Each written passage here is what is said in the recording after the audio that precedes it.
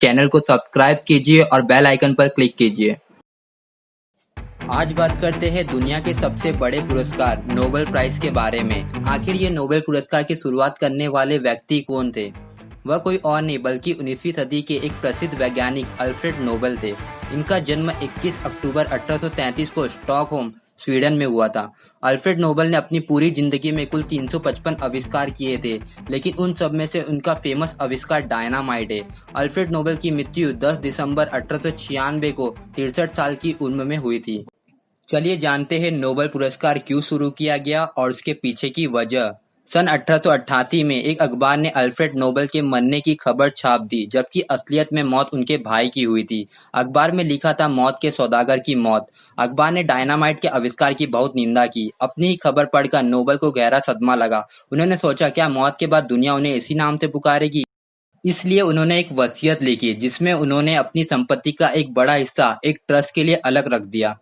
इन पैसों के ब्याज से हर साल उन लोगों को सम्मानित किया जाता है जिन्हें मानव जाति के लिए सबसे कल्याणकारी पाया गया। ये पैसे स्वीडिश बैंक में जमा है और इन्हीं के ब्याज से हर साल 10 दिसंबर को नोबेल पुरस्कार दिया जाता है। अब बात करते हैं नोबेल पुरस्कार से जुड़े कुछ अमेजिंग फैक्ट के बारे में। नोबेल प्राइज की शुरुआत डायनामाइट बनाने वाले अल्फ्रेड नोबेल के नाम पर की गई थी। नोबेल फाउंडेशन की स्थापना 29 जून सन 1900 को हुई थी और 1901 से प्रति वर्ष 10 दिसंबर को अल्फ्रेड नोबेल की पुण्यतिथि के दिन नोबेल पुरस्कार दिया जाता है। ये नोबेल पुरस्कार पीस, शांति, लिटरेचर, साहित्य, फिजिक्स, भौतिक, केमिस्ट्री, रसायन, फिजियोलॉजी और मेडिसिन, चिकित्सा विज्ञान और इकोनॉमिक्स, अर्थशास्त्र जैसे 6 क्षेत्रों में दिया जाने वाला दुनिया का सबसे बड़ा पुरस्कार है। अर्थशास्त्र के क्षेत्र में नोबेल पुरस्कार की शुरुआत सन 1968 में हुई।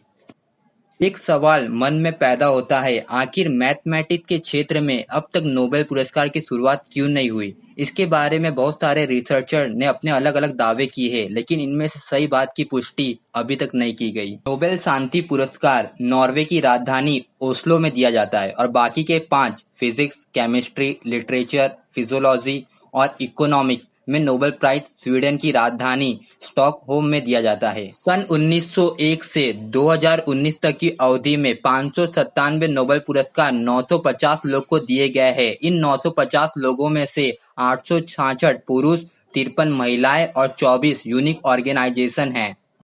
एक नोबेल पुरस्कार ज्यादा से ज्यादा 3 लोगों को ज्वाइंट रूप से दिया जा सकता है, इससे ज्यादा को नहीं। इतिहास में एक से ज्यादा बार किसी को नोबेल पुरस्कार मिलने की बात करें तो इन 24 ऑर्गेनाइजेशन में ICRC, international committee of the red cross को 3 बार सन 1911, 1944 और 1963 को शांति के नोबेल से सम्मानित किया जा चुका है। वही बात करें पुरुषों की तो 866 पुरुष में से 3 पुरुष ऐसे भी हैं जिनको 2 बार नोबेल पुरस्कार मिल चुके हैं। वह इन 53 महिलाओं में से केवल एकमात्र महिला मैरी क्यूरी को 2 बार इस पुरस्कार से नवाजा गया है। पहला सन 1903 में फिजिक्स में रेडियो एक्टिविटी समझने के लिए और दूसरा सन 1911 में केमिस्ट्री में पोलेनियम और रेडियम की खोज करने के लिए।